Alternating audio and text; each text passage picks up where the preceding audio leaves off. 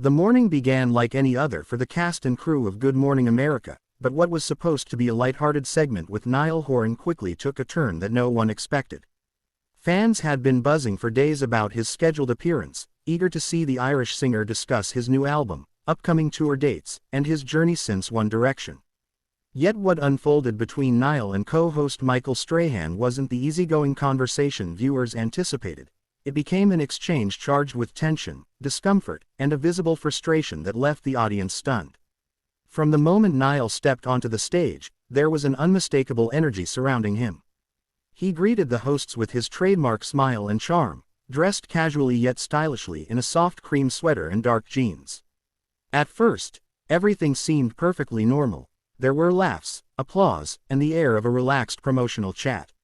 Strahan began with friendly banter about Niall's transition from boy band fame to a solo artist, his growth as a songwriter, and the themes behind his latest record. Niall, ever polite, answered thoughtfully, sharing anecdotes about late-night writing sessions and his creative process. But things began to shift when Strahan brought up One Direction, a topic that Niall has handled graciously over the years but which can still tread on sensitive ground. Strahan mentioned the group's breakup and asked if Niall ever felt overshadowed by his former bandmates, particularly Harry Styles, whose solo career has achieved massive global success.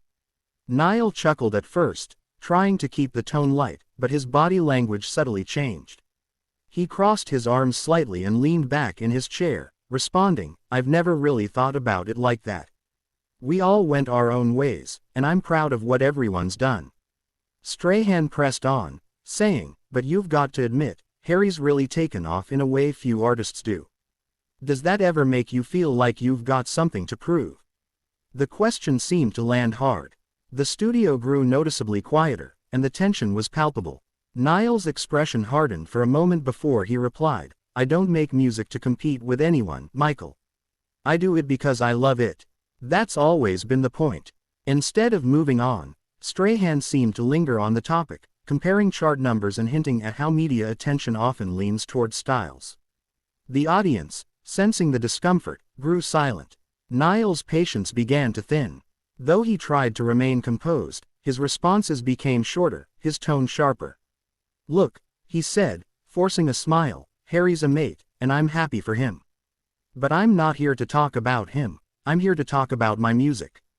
The exchange could have ended there, but Strahan attempted to lighten the mood by joking about One Direction's teenage fanbase and whether Niall still attracted the same, screaming girls. What may have been intended as harmless banter came across as dismissive, and Niall visibly bristled. "My fans have grown up with me," he said firmly. "They're not just screaming teenagers, they're people who actually care about what I do, what I write about. I think it's a bit unfair to reduce them to that." The audience murmured in agreement, and Strahan, perhaps realizing he'd struck a nerve, tried to pivot to a more neutral topic. But by then, the mood had changed completely. Niall's charm was replaced with restraint, and he looked down briefly before meeting Strahan's gaze again. "You know, it's funny," Niall said, his Irish accent steady but clipped. "People always want to talk about what I used to be part of instead of where I am now. It's tiring, to be honest." What followed was a brief silence that seemed to last forever. Strahan, trying to recover, asked about Niall's songwriting process and how personal experiences shaped his latest tracks. But by that point, Niall's enthusiasm had clearly faded. He gave shorter, more factual answers, and even when Strahan laughed or smiled, Niall didn't return the gesture. Then came the moment that shifted the entire interview from uncomfortable to explosive. Strahan, perhaps sensing the loss of energy, asked one last question that sent the conversation over the edge. "Would you ever consider a One Direction reunion, or are you afraid you wouldn't be as relevant now?" The question hung in the air like a spark waiting to ignite. Niall blinked, visibly taken aback, and the crowd let out a collective gasp. "Afraid I wouldn't be relevant," he repeated, his tone incredulous. "That's a bit harsh, don't you think?" Strahan tried to interject, but Niall continued, his voice rising slightly. "I've spent years building something I'm proud of. I've played sold-out shows, written albums that mean something to people, and you're asking if I'm afraid. I think that says more about how you see artists than how I see myself." The tension broke the polished calm of morning television. Strahan, clearly flustered, tried to smooth things over, saying, "No, no, I didn't mean it like that, Niall, just wondering if nostalgia ever pulls you back." But it was too late. Niall shook his head, took off his mic pack, and said, "I think we're done here." Gasps rippled through the studio audience. The camera crew looked around uncertainly, and one of the producers could be heard off camera saying, "We're still live."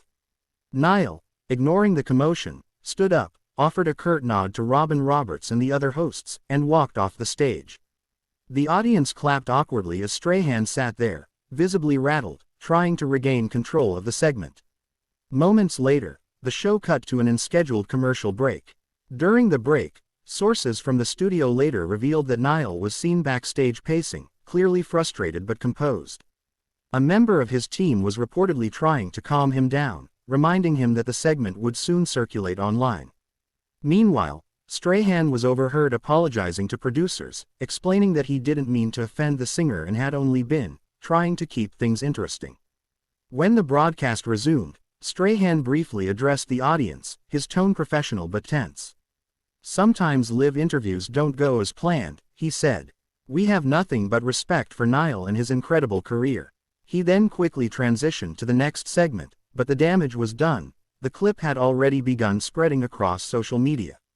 Within minutes, Twitter and TikTok were ablaze with reactions. Hashtags like #Niall on GMA and #Strahan Clash started trending. Fans fiercely defended Niall, accusing Strahan of being disrespectful and trying to undermine his solo success. Some posted screenshots of Niall's expression during the interview, pointing out how uncomfortable he looked even before the walk-off. Others speculated that Strahan had gone off script, noting that his questions didn't match the promotional tone typical of Good Morning America. By midday, short clips of the heated moment had racked up hundreds of thousands of views. Fans praised Niall for standing his ground and refusing to let himself be belittled, calling him a class act who finally lost patience. Others, however, argued that he could have handled the situation with more composure. Debate flared online about whether the question was truly offensive or just part of the entertainment industry's tendency to provoke reactions for ratings. Behind the scenes, representatives for both parties remained tight-lipped. Niall's management issued a brief statement to a few entertainment outlets later that afternoon, saying, "Niall has always appreciated his time with Good Morning America and respects the hosts and production team.